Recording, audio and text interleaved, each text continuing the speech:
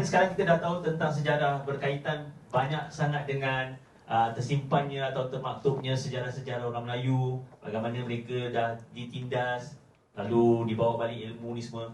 Jadi saya curious lah nak tahu jadi orang-orang sekarang dalam masyarakat ni yang nak mengamalkan perubatan tradisi warisan Melayu ni, apa yang harus kita panggil orang ni? Doktor ke, tabib ke, konsultan ke, sales people ke? Jadi from your own thoughts, apa agaknya yang harus kita gelarkan orang-orang yang pengamal ni semua? Saya pun tak tahu nak gelar apa. Masing-masing yang penting kita ikut pada kedudukan masing-masing.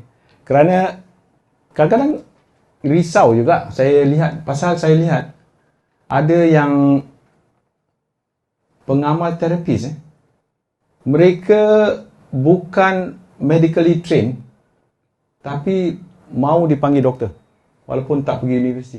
Ada juga macam tu. Ini merupakan sesuatu yang kita kena hindari. Sebab ini kadang-kadang kalau overclaim, ini masalah kita. Kita suka overclaim dalam sesuatu. Okey. Bercakap pasal tentang ini, saya bawa title. Pengubat Melayu. Apa sebab title? Okey ni. Nombor 1 bomo. Wah, kita dengar bomo, masya-Allah. Ini apa ke benda ni bomo pula. Bomo ni apa? Bomo ni sebenarnya mereka adalah pakar dalam semua bidang. All in one. Tapi masyarakat kita mempunyai minda kerana ditekankan dia ni kalau ada masalah setan ke jin ke apa ke jumpa bomo. Kau jangan itu, dia tu bomo. Dia tu. Jadi kita dimomokkan dengan kebomohan. Dimomokkan dengan kebomohan. Sebenarnya title bomo ini merupakan seorang perawat perubatan Melayu yang pakar dalam semua bidang. Semua bidang dia boleh buat. Dia boleh baca orang ada gangguan, orang patah tulang, orang itu semua dia boleh. He's a master of all trade. Jadi title dia bomo. Okay, next. Dukun ni dia macam bomo tapi satu title bawah sikit lah. Bomo mungkin doktor, dukun ni macam nurse lah. Umpama kata lah waktu ni kurang lebih Sebab dukun ni dia merupakan dia tak master semua. Dia boleh buat satu je. Modality, speciality. Umpama kata kita ada Haji Latif ni. Dia ni pun dukun. Sekarang saya boleh katakan dukun. Sebab dia selalu melakukan stroke. Penyakit stroke. Selalu dia advertise itu semua stroke. Jadi speciality dia, kepakaran dia apa? Stroke. Jadi orang yang dikatakan stroke itu merupakan pakar. Faham? Itu yang dikatakan kepakaran masing-masing. Stroke. Maknanya satu jurusan tapi bukan speciality dalam keseluruhan. Okey, itu bomo, itu dukun. Lagi satu, bidan. Saya rasa semua kenal bidan, midwife. Okey, bidan ni dia pakar sakit puan dan bersalin. Memang orang tahu kalau bersalin dia cari apa? Bidan. Tapi sekarang orang dah tak cari bidan lagi kan? Cari mak bidan. Kan? Orang tapi delivery memang bidan. Jadi bukan sekadar buat urutan postnatal, tapi sekarang kita lebih restriktif kepada urutan postnatal, bukan pada urutan yang whole package daripada awal lenggang perut tu semua sampai ke kelahiran. Okey, ini merupakan bidan. Okey. Dan perawatan bersalin. Selanjutnya pawang. Pawang ni dia kalau ada masalah dengan gangguan je, siapa dicari? Dia akan dicari pawang. Pawang ni kira macam apa? Ghostbuster. Okey, macam kita Ghostbuster. Pawang ni Ghostbuster. Segala bentuk gangguan dia akan menangani. Ini sesuatu yang pupus sesuatu yang pupus. Hari ini, mudem. Kita sudah tak ada mudem lagi. Ada lagi tak mudem? Ha? Husni, ada lagi tak mudem? Ha?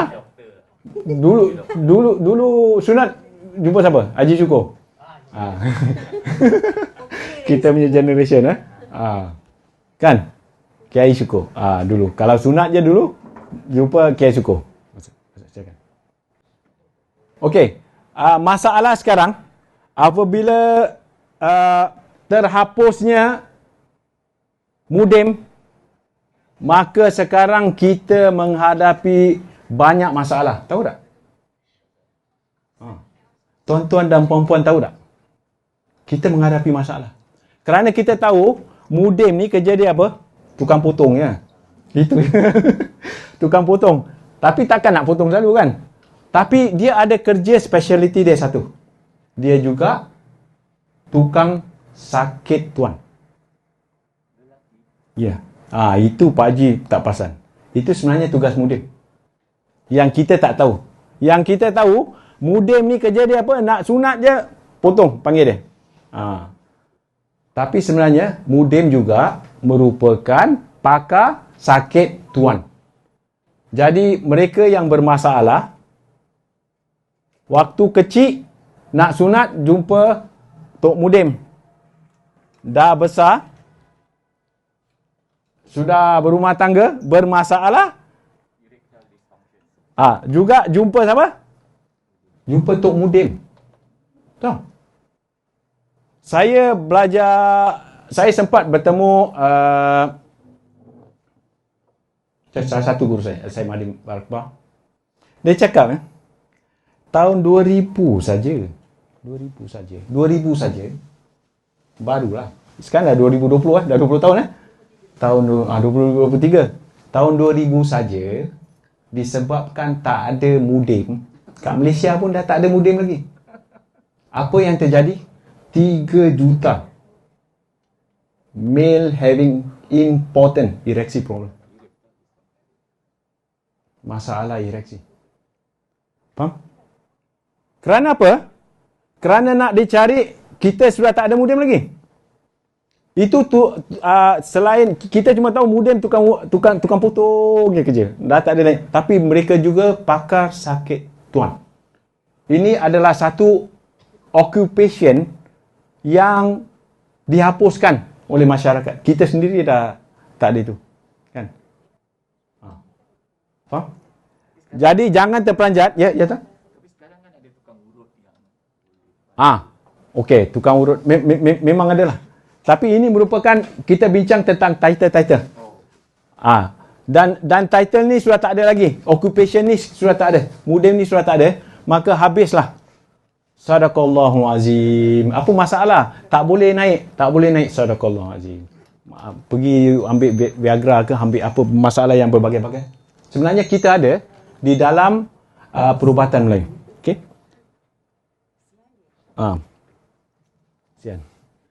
Kesian Okey. Okey, dalam pada itu, dalam jenis urutan ini, kita ada berbagai jenis. Apa yang speciality mereka? Kerana ada yang kes angin. Kalau kita tengok Melayu ni, dia lain tak ada. Asyik angin ya, betul tak? Kalau jumpa tukang urut, saya banyak angin. Yang tukang urut pula urut cakap apa? Awak ni pun memang banyak angin. Penghabisan urut tak boleh, kepala angin pula. Okey. Kes angin. Angin ini merupakan nanti saya sebut apa angin itu. Okey. Lagi kes urat, membaik pulih pergerakan. Kes bersalin, tentulah. Postnatal sekarang. Dan kes lemah tenaga batin, mengembalikan rangsangan hormon. Kan tadi saya cakap mati pucuk, mati putik kan. Sebenarnya perempuan lebih tau. Yang saya belajar, lelaki ada 3 je masalah mati pucuk. Perempuan ada 4. Lebih daripada lelaki. Masalahnya lebih mendalam dan lebih ketara. Itu yang tenaga urut terapis wanita ini kena ke depan dan kena belajar ilmu ini untuk saling membantu. Dan kes patah tulang. Patah tulang macam mana? Pakai super glue. Tak ada ya? Kan dia ada kaedahnya. Dengan ramuan-ramuan herbalnya. Saya sempat dulu, antara dulu kita biasa patah tulang ni, kita kena ambil ijazah lah, sanad. Jadi kebanyakan kalau nak belajar ni, belajar kat mana? Tempat yang orang belajar silat-silat. Tu bagus. Macam ada senaman tua. Kan? Yang patah-patah tulang, biasa diorang itu. Saya teringat dulu, saya waktu belajar urutan ni dengan ni. Haji Latif. Urut Nadi 10, betul. Okey. Kita ambil, salah satu ilmu kita, ambil ijazah, kena ambil bab tulang. Patah-patah tulang. Jadi tulang tu, masukkan dia macam lock. Pasal ada tulang yang ada lock. Lock, ada hinge, macam ni hinge. Kan? Ada ball and lock. Dia lain-lain tulang, lain-lain kaedah, dan lain-lainnya hairline crack. Lain. Tapi kita menggunakan herbal dan menggunakan kaedah. Caranya, maknanya ada pakar di situ, pakar tulang. Dan kes tulang belakang, struktur. Okay. Tulang belakang tu slip disc. Slip disc antara satu faktor. Dia ada banyak. Pasal tulang belakang tu, kalau jatuh ke tulang ekor, boleh menjadi erectile dysfunctional. Jangan kira kepala je. Okey. Dia berbagai aliran mengurut. Selain pada kita tengok thigh, kita ada tekan, lipat, gerak kan, dia tarik. Kan? Dalam urutan thigh ni, Muay Thai, Muay Thai. Okey, dia ada, sebenarnya ada dua mazhab tau. Saya suka nak share sini. Ada dua mazhab dalam urutan thigh ni. Saya sempat belajar di Wat Po Temple 9 hari. Dalam tu temple, kat dalam temple, tapi nak semayang kena keluar lah. 9 hari. Dia mazhab yang di bawah ni sampai ke Bangkok di atas, dia merupakan yang lebih urutan tekan picit itu. Tapi dia bukan yang kira yang tarik, tahu? Yang tarik stretch kerak, pusing kerak macam roti prata dilibas. Itu merupakan lana massage, lana. Dia kalau utara merupakan lana massage yang ditarik, di stretch dan dilipat. Kalau royal massage dia lebih kepada urutan selatan. Okey, ini Thai punya massage. Kita ada Swedish massage. Itu tak payah. Semua orang tahu kan? Swedish. Tuina ni ada tepuk-tepuk. Ini sakit, tepuk. Reflexology, kaki ada reflexology. Tangan ni juga reflexology, seluruh badan kat tangan. Kita pun tahu kaki, tangan pun ada. Reflexology di telinga ni. Telinga ni pun representatif seluruh badan di telinga ni. Reflexology di kepala pun representatif seluruh badan. Dan kita belajar abdominal acupuncture, kurupuntur. Abdominal pun di perut saja. Boleh untuk representasi seluruh badan. Okey. Sihasa. Okey, sports massage, semua tahu, physiotherapist, Ayurvedic. Ayurvedic, kepakaran, kelebihan Ayurvedic. Mereka, kalau Ibn Sina, Islamic, kita bawa dengan konsep apa? Infused water. Infused water tu sebenarnya dari Middle East. Infused water. Lemon, kan kita minum infused. Kurma. Infused. Dikembalikan. Infused water. Tapi Ayurveda, kepakaran dia membawa satu untuk dunia, aromaterapi. Ini, Ayurveda yang bawa. Tahu? Dengan minyak asteri dibawa. Dan daripada situ juga kena belajar lah. Dia punya prana, dia punya point, lain dan berbagai. Itu ilmu Ayurveda. Okey? Dan urutan tradisional. Anggota urut. Kalau urutan Melayu tu, berapa banyak anggota, dia pakai apa? Pakai tanduk kerbau ke? Pakai apa? Tak ada. Di sini saja. Sini. Okey? Ibu jadi ketepatan titik. Tekan ibu jari. Okey, kita cari titik dia, kita tekan. Jari jemari samping tulang je. Mari je. Haji berdiri je. Handsome Haji ni. Pusing lagi. Okey, pusing sekejap, pusing sekejap. Okey. Okey. Jari jemari. Jari jemari. Tulang kan? Glide. Yang ini dicari. Yang ini cari point, yang ini untuk glide. Jari jemari. Okey. Siku jari. Ni. Ni siku. Okey, ni point. Macam trigger point. Mendapatkan urutan di dalam otot trigger point. Ni siku. Urutan, ni urutan Melayu tau. Tradisional. Yang kita pun tak tahu. Oi, rupanya ada oi. Aku belajar jauh-jauh bayar 3-400. Rupanya ada dalam Melayu. Ini dia. Okey. Kita ada telapak tangan urutan sekata. Boleh? Boleh Sekata? Average. Betul. Okey. Buku 5. Bukan kasih penumbuk. Okey. Buku 5, urutan kulit yang tebal. Ni tebal kan? Umpama kata sekarang belakang, tebal. Okey. Jadi macam di peha tebal kan? Ini. Tekan. Tekan. Pressure tu lebih mendalam. Akan menyampai ke otot. Lengan urutan pada otot bertindih. Otot bertindih apa? Yang benda berlipat-lipat. Bukan satu otot. Bukan satu muscle. Dia 2-3 muscle. Hamstring umpama kata. Kan bertindih. 3-4 muscle.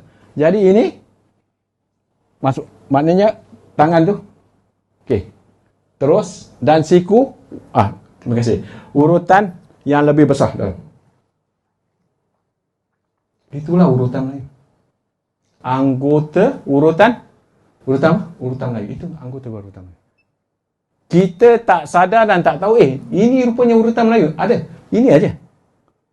Dia tak menggunakan kerok-kerok ke, tak ada. Ini anggotanya. Yang kita ada. Dan ini secara ada tujuan-tujuannya. Kan ibu jari, apa. Masing-masing ada peranan dan tujuannya dan melakukan urutan. Sekarang minyak urut. Okey, minyak urut. Dalam media, maknanya kegunaan kita urut, kita mesti pakai minyak. Melainkan ada certain urut macam sihatse. Tak ada. Kan? Ada tuina, ada tak ada.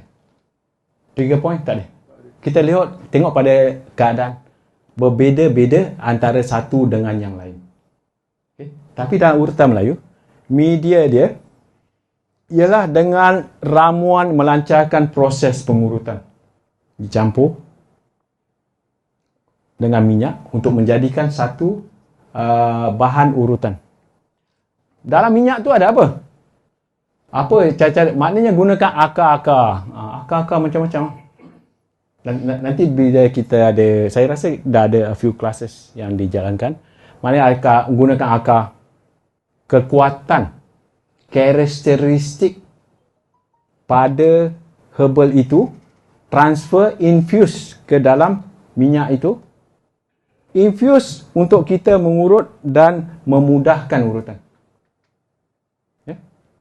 Ada juga daun bidara. Ini saya buat.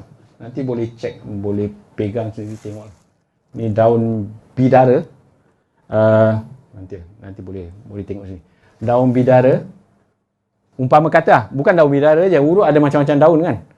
Yang tak boleh apa? Apa yang tak boleh daun? Daun pakau, daun teruk tak boleh. Okey. Jangan. Itu jangan buat hal. Okey, daun bidara dan bunga. Nanti saya akan touch sedikit tentang bunga. Nanti saya bincang sedikit tentang mani bunga. Okey. Dan ada organ-organ binatang. Organ-organ binatang. Organ-organ tu apa? Kita gunakan binatang Binatang betul atau organ-organ. Okey. Umpama kata ni saya buat minyak lintah. Sekali buat 50 ke 100 sensei je ambil. Pada orang Cina. Orang lain ya. Ini lintah yang saya jual di Jawa, Indonesia. bau dia pekat macam narak. Saya pun tak sanggup nak pakai. Tapi guru saya cakap, kalau kamu mau tahu produk kamu bagus, kena saing di tempat persaingan herbal. Saya terpaksa buat lah. Dan okey. Kan? Ini bau dia lain. Nanti boleh ke depan. Ini minyak lintah. Okey. Dan dalam itu ada berbagai macam lah. Minyak lintah, minyak arnab. Apa sekarang? Minyak apa? Lemak arnab. Minyak belacak lah. Minyak apa? Minyak, macam-macam minyak lah. Jelantah. Apa lagi minyak? Yang gunakan binatang lah. Minyak kalajengking pun ada. Yang saya dengar minyak kobra pun ada. Kobra tedung pun ada. Tapi saya tak tahulah. Pasal saya belum belajar ilmu. Saya pun tak berani cakap. Kobra pun ada. Gamat merupakan binatang. Organ binatang. Laut. Gamat bersifat bagus. Dia banyak. Nanti kita adakan kelas herbal. Saya akan mendalam. Mana pergi dia ke hati, ke mana ini untuk kegunaan apa. Nanti kita boleh lebih mendetail lah bila kita adakan kelas-kelas herbal, insyaAllah. Dan kebiasaan ubat Melayu ni, dia pakai minyak kelapa. Pasal kelapa senang dapat. Lagipun merupakan bahan asas minyak. Dalam kelapa tu rupanya, kita ada vitamin E. Ada asid caprylic, ada asid lauric yang berkhasiat untuk kulit. Selain, ya? Adakah itu minyak kelapa tu virgin oil? Virgin oil sebenarnya. Betul, virgin oil. Okey. Dia yang lebih kuatnya bagus virgin oil. Dan bukan sekadar situ, ada juga digunakan minyak zaitun. Ada gunakan minyak zaitun dan berbagai minyak. Saya rasa satu kita pernah anjurkan minyak apa? Minyak bidara. Minyak lam, minyak bidara. Dah dilakukan. Mungkin nanti kemudian kita boleh minyak lain lah. Minyak zaitun. Pasal kalau dah masuk minyak zaitun, minyak yang itu kita kena buka dalam Tibun Nabawi. Herbal yang berkait rapat dengan sunnah Tibun Nabawi. Jadi kaedah madu dia, kaedah minyak dia, kaedah tin dia, fig dia, apa kegunaan. Itu dalam ilmu Tibun Nabawi. Itu ada herbal. Yang tak boleh minyak dagu. Betul. Timer tu. Minyak dagu. Minyak dagu tu apa? Mayat yang mati. You know. Malam korek kubur tu. Ni boleh rekod. Okey. Tak apa. Lalu dia ambil lilin, diletak di sini sampai ditaruh berminyak. Yang itu dibaca dengan mantra-mantra. Kerana di dalam situ ada gangguan, ada jin, ada sihir. Dia merupakan kaedah sihir. Jangan belajar yang tak patut dan tak perlu dibelajar. Itu kaedahnya. Okey? Untuk Haji Latif, saya rasa minyak ini lebih relevan. Okey. Okey. Dalam minyak itu kita lihat ada yang diletak serai wangi. Kan? Dicampur dengan minyak. Tapi bila kita buat a bit of research, kan? Dalam serai wangi itu dia merupakan immune stimulant. Jadi rupanya orang lama ni lebih pandai daripada kita. They have their own research. Dia lebih tahu. Rupanya dalam serai wangi itu memanglah aromatherapy, penenang, kan? Emosi macam lavender, umpama kata aromatherapy. Okey. Dia ada antimugenik. Jadi orang yang sakit kepala, sakit otot, sakit saraf, gunakan minyak apa? Minyak serai wangi. Direbus secara infus atau secara buatannya. Nanti kita boleh ajar satu kelas. Ubi jerangau. Ini bagus untuk wanita. Bagus ni.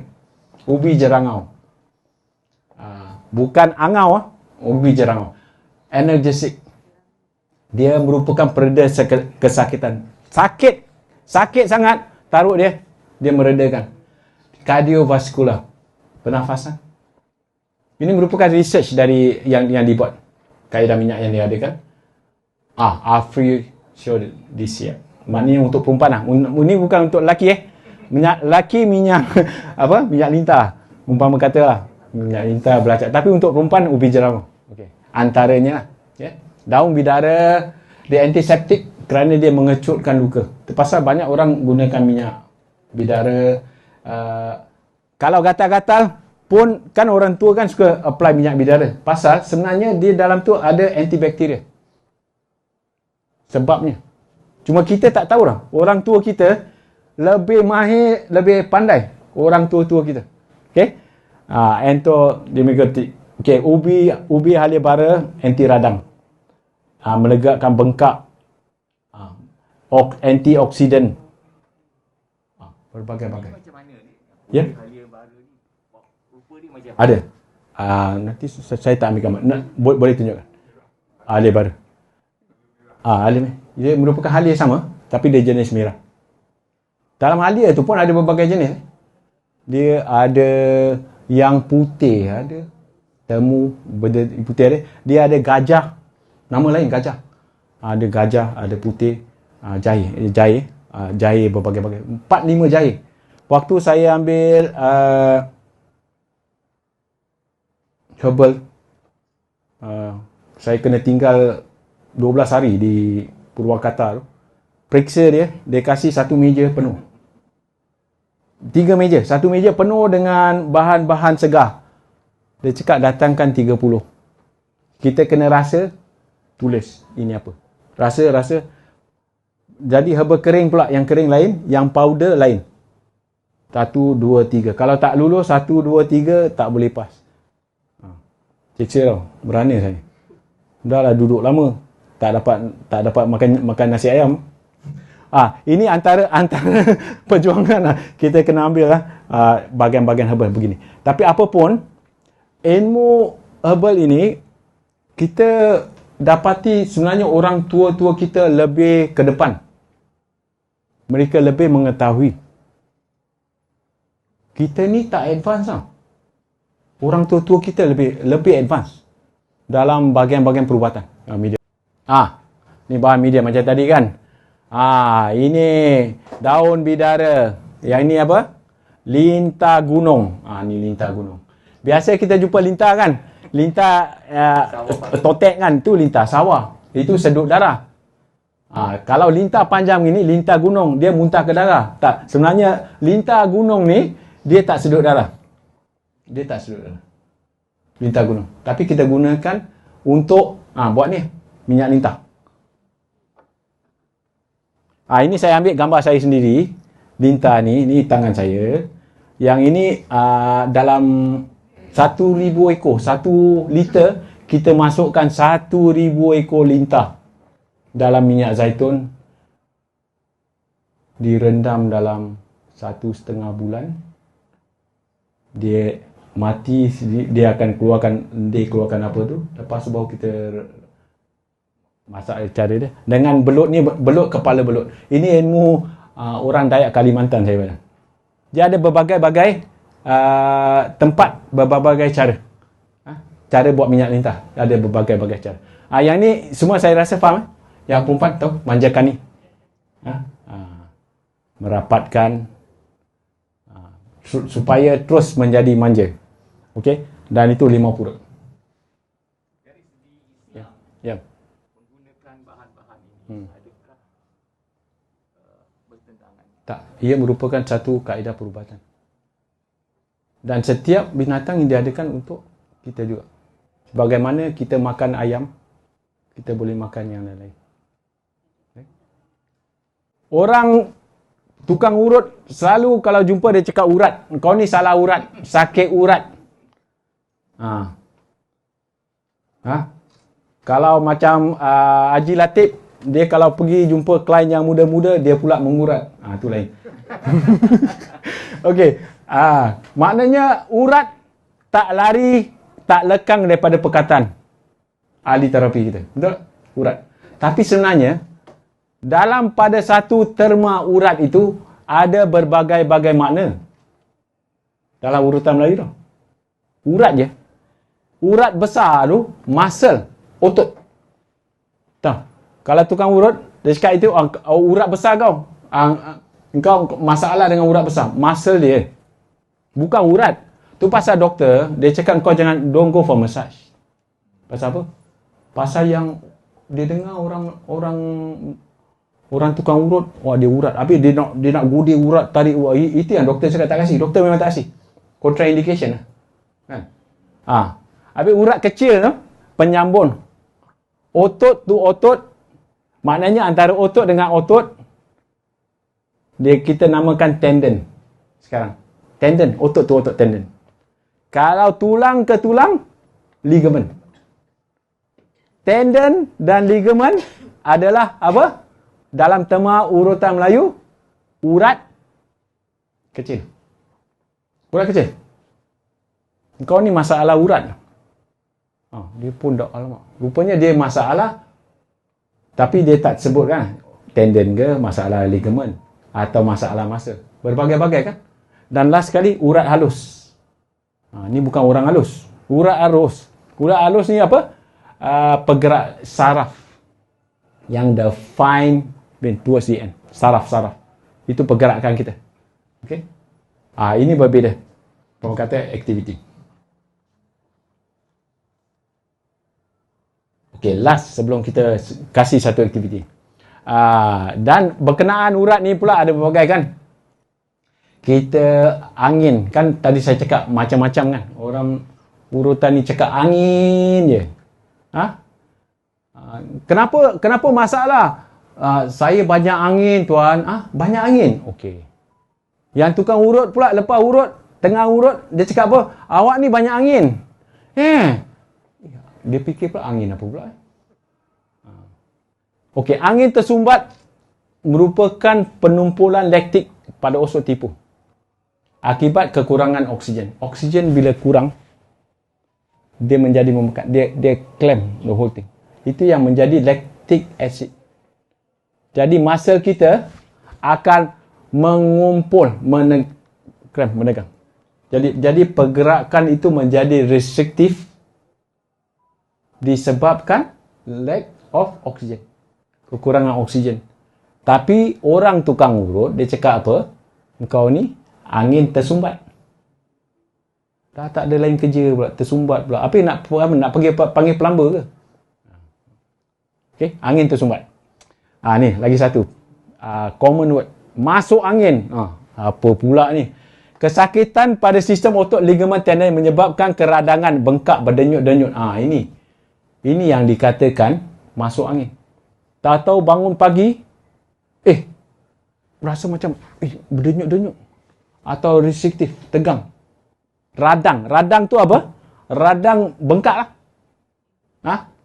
Kan ada lagu apa? Itu lagu meradang tu lagu lain radang, bengkak. Inflammation, betul. Lagi bagus. Inflammation. Jadi keradangan, bengkak, tersepit, benda ni disebabkan masuk angin. Engkau masuk angin. Sedap je dia cakap masuk angin lah, angin tersumbat. Tapi ada makna. Kurang-kurangnya kita datang dari kita tahulah apa maksudnya. Adapun pengumpulan uric acid tidak diistilahkan dengan masuk angin tapi dinamakan asam urat. Lagi satu cerita pula. Pengumpulan uric acid tu apa? Asam urat itulah orang yang kena gout. Uric acid. Itu tak dikategorikan sebagai masuk angin. Itu angin berlalu pula. Itu dah kira gout. Biji angin, kan dia urut. Bang, abang ni ada biji angin. Bila masa aku makan goli pula? Aku makan goli ke? Ada biji angin. Kerana adalah lendir terdapat pada bahagian badan. Macam ketulan biji, ada biji-biji kat dalam. Dia urut, ada rasa biji, ketulan, ada macam berpasir. Lendir itu sebenarnya terlibat sistem limpatik. Maknanya seluruh badan kita ada point-point untuk flushkan dia. Mama kata, macam mereka yang belajar MLD, Manual Lymphatic Drainage Massage. Umpama kata kalau macam di sini, mandible, di sini belakang ni apa? Occipital nodes yang berbagai. Dan di sini apa? Ketiak ni auxiliary nodes. Jadi urutan dia diarahkan ke sini. Auxiliary nodes.